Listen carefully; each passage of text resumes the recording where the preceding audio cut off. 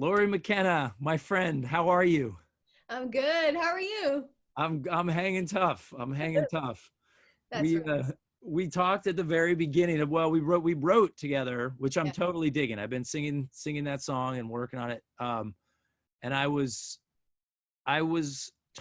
think we talked about this that day, and maybe we didn't, but I'm gonna dive right in. I wanted to, because your songwriting, you are one of my heroes. I sort of can't believe when I look back at all the neat things that I've gotten to overlap with you on over the years. Um, but you write these songs that are heartbreakingly, heart-rippingly beautiful songs. And anyone who saw me sing Humble and Kind the other night knows it wasn't, I don't even know if it counts as a version of this song because I was just kind of ugly crying through the whole thing. And yet, I, you never seem overly sentimental in real life. The times I've gotten to write to you, when I talk to you, like I feel like you're solid. Like I feel like I might melt at any moment and I feel like you're solid. Is that how it is? Or are you, I mean, obviously you have this deep well you're drawing from, but where, can you talk to me about I this?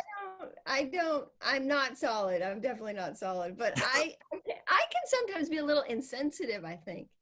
But I'm trying, I'm not, I think when it comes to songs, I try not to be, and Tom Douglas gave me this word.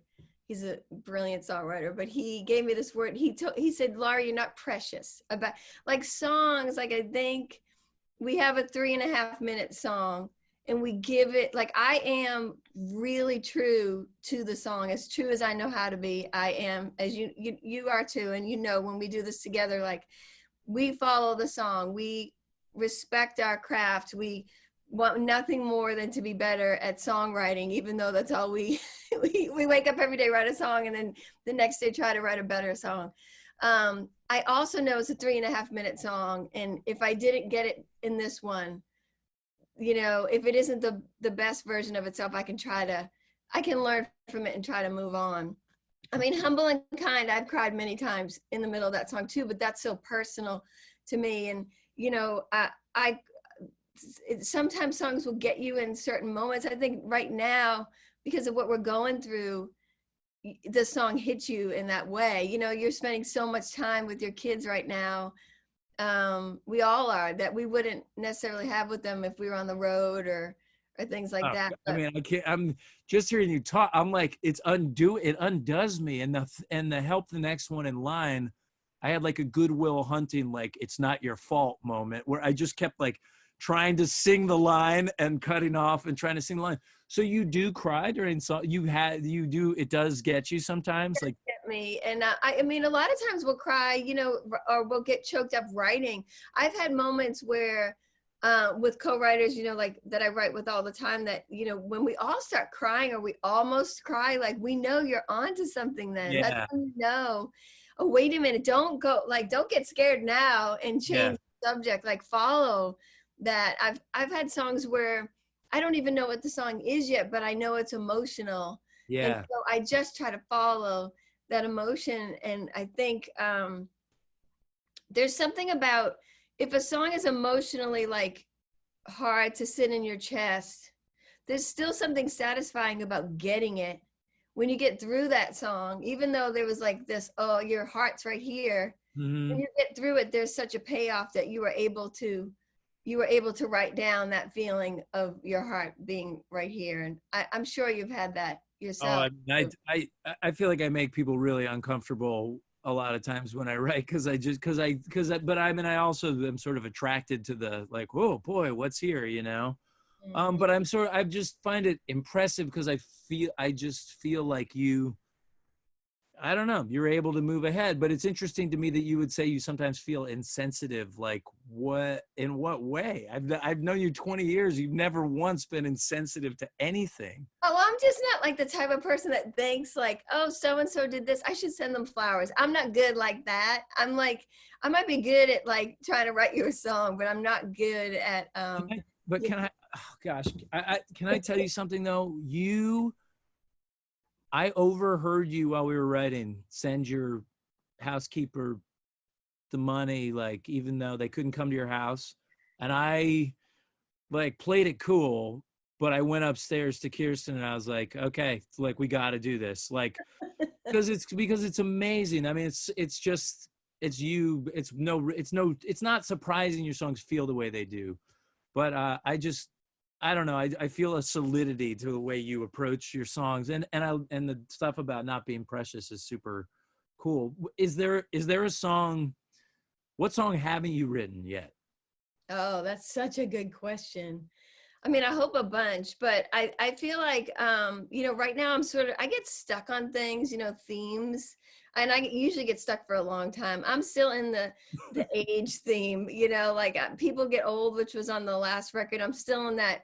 I'm in this like part of life where I think a lot of people get to this spot where their kids are leaving the house and their parents are needing more help. So there's these years of life that one thing is happening that's amazing, and the kids are going off, moving away, going to college, whatever they're doing, Yeah. and then your parents up the street need you to go get them groceries. Like it's like this, the balance becomes so different. And my dad does live right down the street, and he doesn't really need a lot of help, but he's 85, you know what I mean? So it's like just I'm more involved in his life now than I was, say, 10 years ago. I mean, all my siblings are, but at the same time that two of my kids have like moved to Nashville and they're not, underfoot anymore. And Megan's graduating high school, so she'll go to college next year. And when I got there, I realized, oh, tons of people are here. Tons of people, this is like their life. Yeah. And they take care of their parents way more than I was this is a weird story, but it just makes me think of it. This was before we did quarantine, but I was in line at CVS one day, and the woman in front of me in line, all I knew about her was that she had adult diapers. She was about my age, and she had adult diapers and bleach. That was all she had in her hands.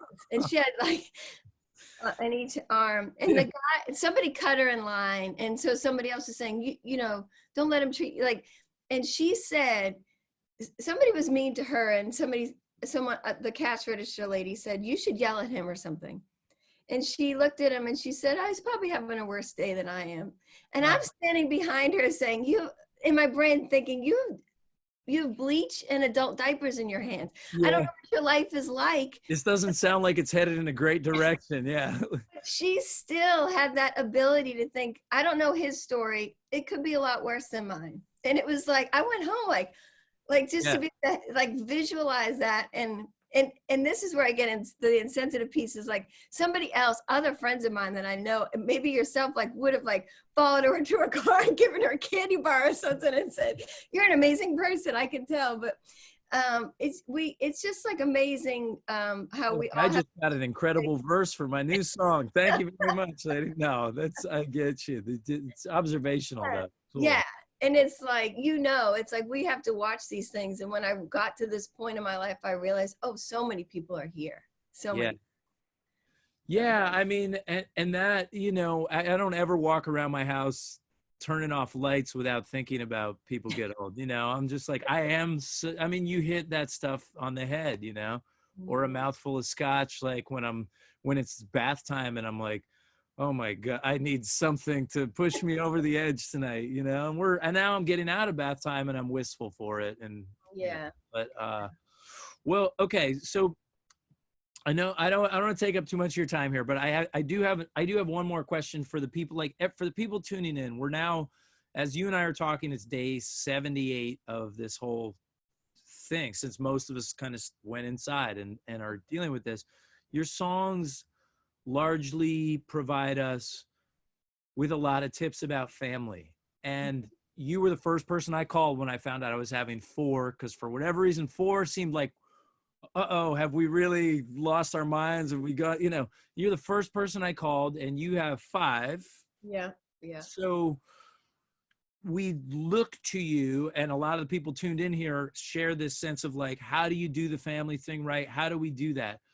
Do you have anything that's sort of Corona specific that your family's doing to hang in there, you know, like any thoughts? I mean, obviously your songs are these guideposts for so many of us, but I'm just wondering, can you give us is there any bonus, Lori, that we can get of wisdom for how to pull a family together through these incredibly trying new challenges? I mean, I really don't know. You know, I'm sure you all have better tips than I do, but I did, somebody did share with me, I wish I had it in front of me, a list that the Canadian government like sent out to people about working from home, about how you're not working from home, you're doing work at your home. Like, it's like this whole, like, at first when this all happened, remember we were hearing like Shakespeare wrote, I don't know, like it wasn't Romeo and Juliet, but it was like, you know, masterpieces were written during, you know, quarantines in the Oh, past. okay, during the Like, everybody get your creative cap up. This is when you'll write your masterpiece. And I think we all have to like just calm down about that and just do what we can do. Like, because putting added pressure on ourselves in that way. At the first couple of weeks of Zoom writing, I was kind of feeling it a little, and then I just like let it go by the grace of God, and was like, if I get a song today, then that's great, and if not, I did the same thing with school. Like, my kids homeschooled last year, so they knew how to do school online, but the public school version of it is very different, and they're in public school this year. And when it was just too much for them, it was just like, well, let's just peace out today on that, or you know, we'll do what we can on that. But if, you know, this isn't gonna make or break my 16-year-old son, right. educationally. You know, he has his challenges in that way anyway, and we'll figure it out. And this is not when you figure anything else. Yeah, that's cool. That's My so daughter cool. and I have just been doing yoga and just trying to do something that we wouldn't normally do. And we're doing that almost every day. So I've been really like light on all of our, you know, workloads, to be honest. That's We cool. really have been. That's cool. I need to do that more. I'm like, oh God, I do. It's so good. It sets the benchmark. So Well, we're so used to saying, oh, you have extra time, so you should do this with your extra yeah, time. But yeah, I don't really feel like there's that much wrong with just like going inward during your extra time. right. You know? Okay, well those are great marching orders, and you are the best. I love you so much. Thank you. I mean, thank you for your friendship. Thanks for help writing songs. Thanks for the beautiful stuff you put in the world. Your new record, The Balladeer, comes out July. 24th. Okay, Yep. Hmm. cool. Yeah. That's awesome. And I saw that you just released, like, you released another song off of it too. So you have now 3 out from it, So or there's one out so far. I think the next one comes out on next Friday. okay, cool. Yeah, I think so. That's Yeah. something to look forward to, and we're gonna air this on our Boston show, so it's like the home does the hometown love there, and just Lori, love to your whole family and everything you do. Thank you for making time in your day, taking a break from your yoga schedule. Now I'm like, I know, right? exercise too. Can you imagine? Thank This you, is good. Stephen. No, it's great to see your face, and love to you and the family. And thanks for having me. Awesome, cool. See you soon, Lori. All right, goodbye.